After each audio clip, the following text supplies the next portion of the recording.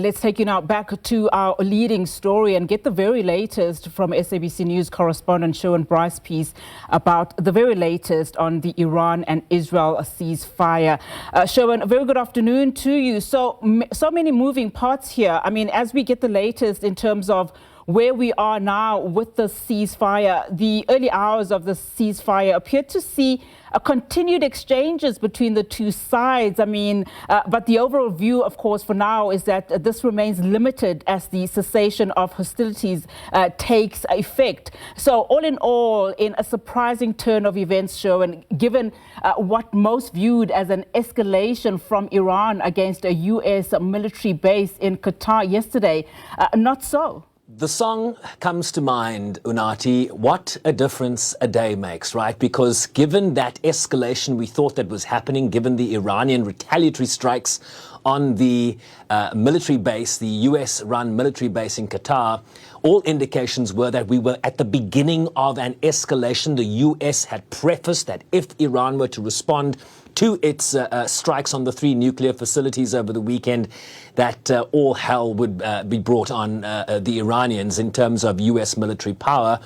And then suddenly, a few hours later, the President of the United States takes to social media to announce a ceasefire. And so we were running around trying to figure out if this could be confirmed by the parties, both Iran and Israel. And that took some hours. And then as you laid out in your introduction there, you then saw continued barrages being exchanged between the two sides, bringing into question the very veracity of the ceasefire that President Trump announced. And we saw a very frustrated president speaking this morning to reporters as he boarded Marine One to go to Air Force One to then depart the United States for the NATO summit that is being held in the Hague in the Netherlands this week. And,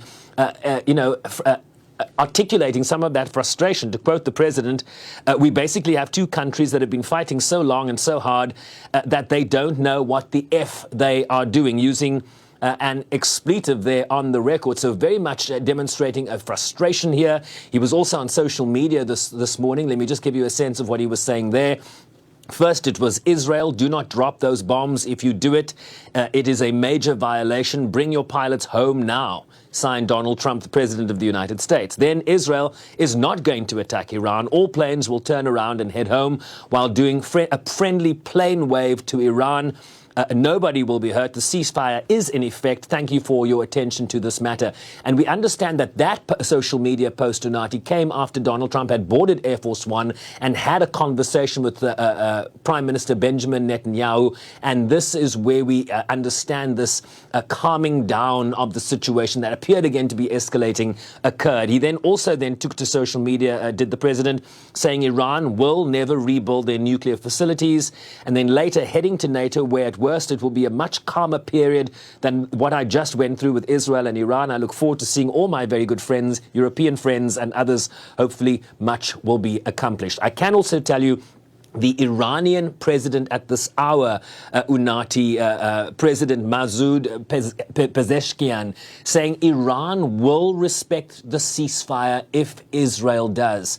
And we also understand from the Israeli Prime Minister's office that since that call this morning between President Trump and Benjamin Netanyahu, Israel has not carried out any further strikes against Iran. So the lay of the land now appears to be calmer, certainly since that escalation we saw given the Iranian attempted strikes on that military base. But of course, the argument now is that strike was merely symbolic.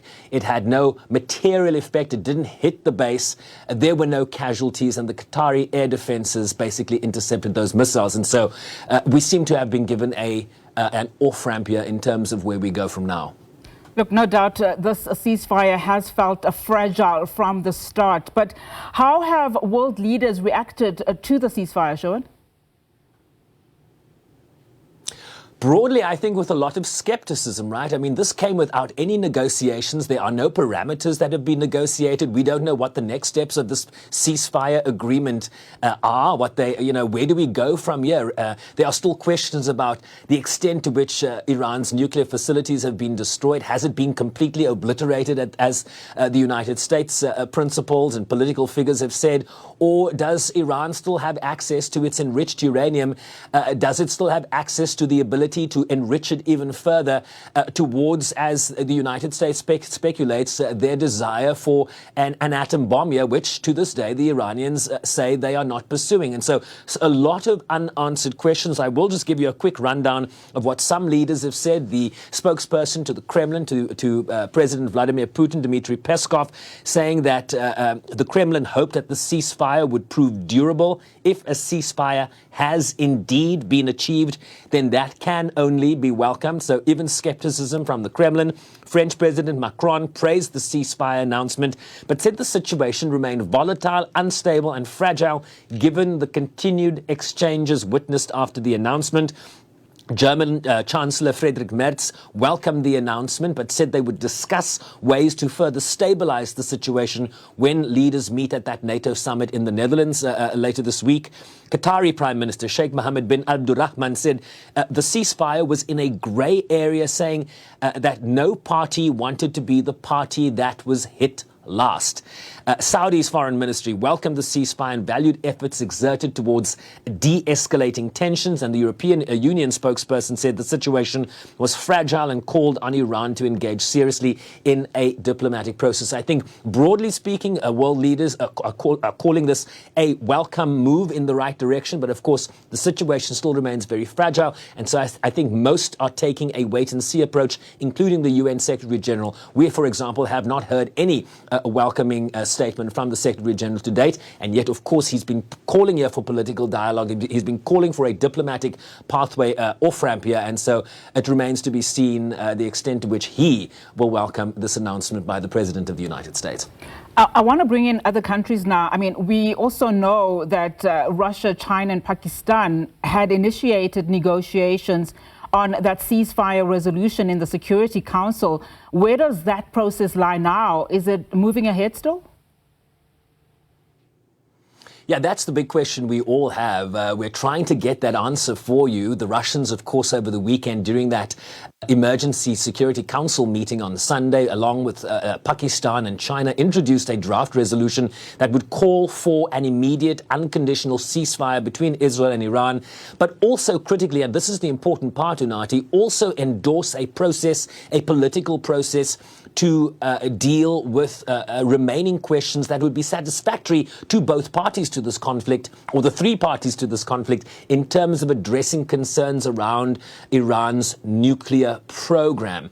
What the Security Council resolution, if it were to go ahead, right, and get voted on, if it were to be adopted, it would then be a legally binding document. It would provide some structure to this very informal ceasefire announcement by the President of the United States, because Security Council resolutions are legally binding on the parties, right? Of course, there are questions as to whether implementation will happen and whether parties will adhere to the prescripts of those legally binding resolutions. But in terms of a formal process, this is what the resolution could provide in the absence of a formal agreement between the two parties. It could provide some specifics as to how we move forward here. It could also talk about possible interventions by the International Atomic Energy Agency that has called for its inspectors to have access to those nuclear sites, to be able to determine exactly what the situation is on the ground. Have those sites been destroyed, the extent to which they've been destroyed, and the extent to which there might be radiation leaks in and around that area, having impacts on the environment and, of course, the population that might live close by. So lots of unanswered questions as to where we might go here. But in terms of that resolution, we don't know if it will go ahead. We suspect it will, because if it does, it would provide a greater legal framework in terms of the ceasefire arrangement that President Trump announced overnight. Absolutely, sure. And thank you so much for that.